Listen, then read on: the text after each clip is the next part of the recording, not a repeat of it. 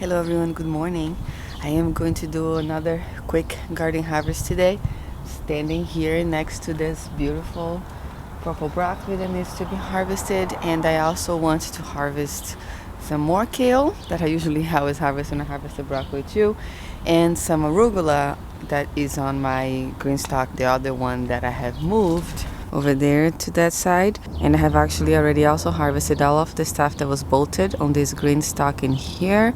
It was about 2 pounds of food, so I just sauteed everything together and cooked it. So I need to replant this guy as well. I'm gonna mostly put herbs, I think, and greens, but now we are going to start with this guy here, harvest all of this broccoli, and I will move to the other one and get the arugula. I'll show you how much we have after I finish this.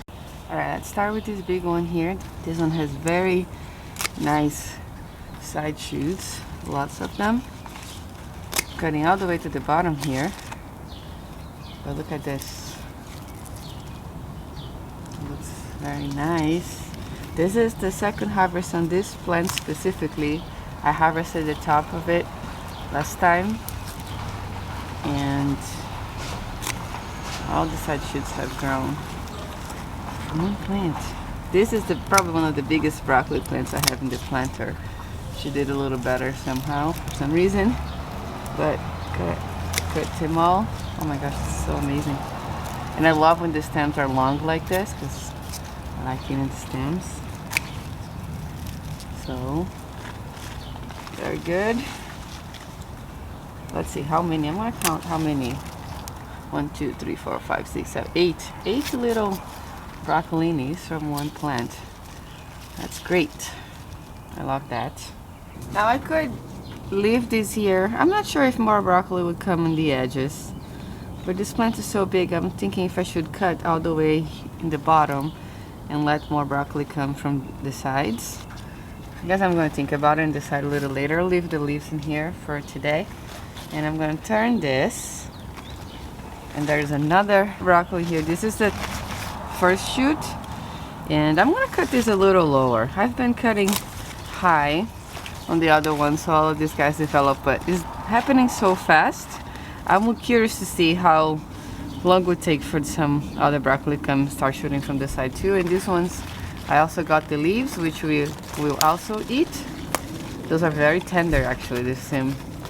They're not super tough yet. Sometimes broccoli leaves can get tough, but we're gonna eat this. I'm gonna eat this.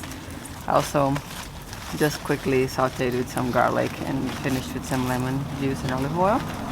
So now I'm going to turn this planter one more time. Look how big this beet is. I could get some beet leaves too, but I'm gonna have enough leafy greens today because I'm harvesting a lot of arugula from the other planter. And this too, I'm gonna cut a little lower. I was seeing if it was gonna come from the sides, but I just want to make a little bit more space in this planter. And I do like to eat the stems, so we'll enjoy that still. And we'll see. I'm gonna cut this leaf also, and we'll try to see if they're gonna come from the sides here. Now I just have one more broccoli from this guy here, which I think I'm also going to cut the stem a little lower. So this is the broccoli here, and then I'm gonna see what I'm gonna do with this.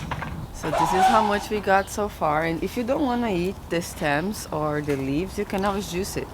I sometimes make some juice in the morning, and I would juice this too if I don't have time to cook it, or if I just want to add some greens to my juice, but that's definitely doable too. So I'm just going to harvest some kale real quick from here, and then we're going to move on to harvest the arugula in the other planter. Oh look, the nasturtium is blooming. How beautiful, I almost missed it. This is supposed to be the purple emperor one. Love this color, kind of looks a bit antique.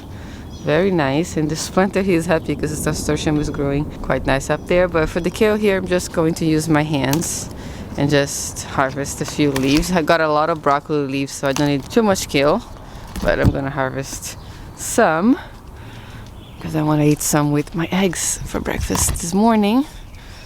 So let's cut one more down here, and that should be good to add to all of these other things over here. And let's grab some arugula now, and we'll be done with our greens harvest for today. So this GreenStalk now lives here. this is the pretty part with lots of flowers, which I'll harvest some too later. But I want to turn it to harvest some other things. I want to take this cilantro. It's also going to seed. So I'm gonna just cut it all on the base like that and see what's gonna happen. That is, I said also because my stuff on my other GreenStalk was bolting. Plus, the arugula is also, it's bolting. I'm gonna cut this in here, so I'm gonna have to move the camera and actually show you how tall they already are. So, I don't know, I'm not sure if arugula gets a bit more bitter when they're bolted too. I'm gonna try and see, I'm gonna learn today. I guess I'll cut the flowers down so it just fits on my basket here. Oh, there's a big spider. Alright, I can go somewhere else. There we go. It's good, means that she's eating the aphids. But we got some pansies with this too, which we're gonna keep. Pansies are also edible, it's alright. So put some in here. I have a lot of arugula. And I am going to harvest, let me see, everything has bolted. Yes, unfortunately. But I don't think I can eat all of this at once. So cut the one up there. There's 2 plants in here. And 2 plants in here also. But I'm gonna cut this one.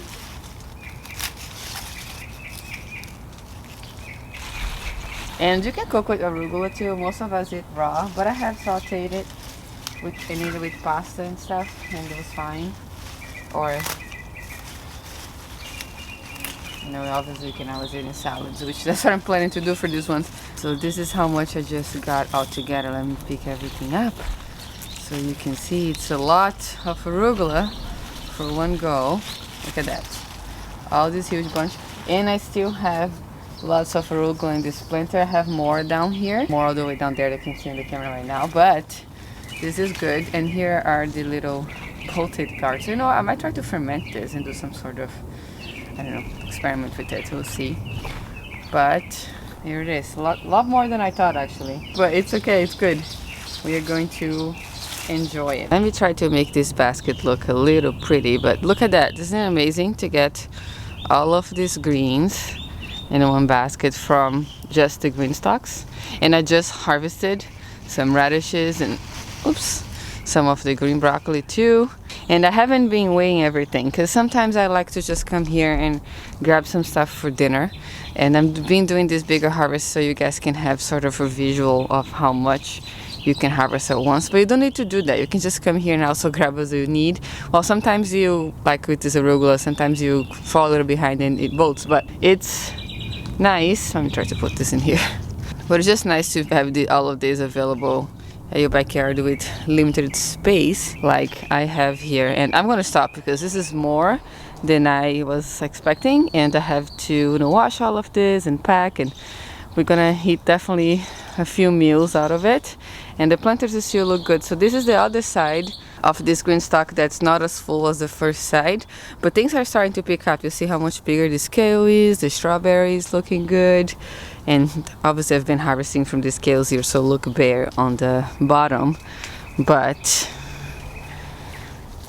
these guys here are also growing nicely, those 2 purple napa cabbages, and hopefully this other broccoli here will keep sending some more side shoots as well.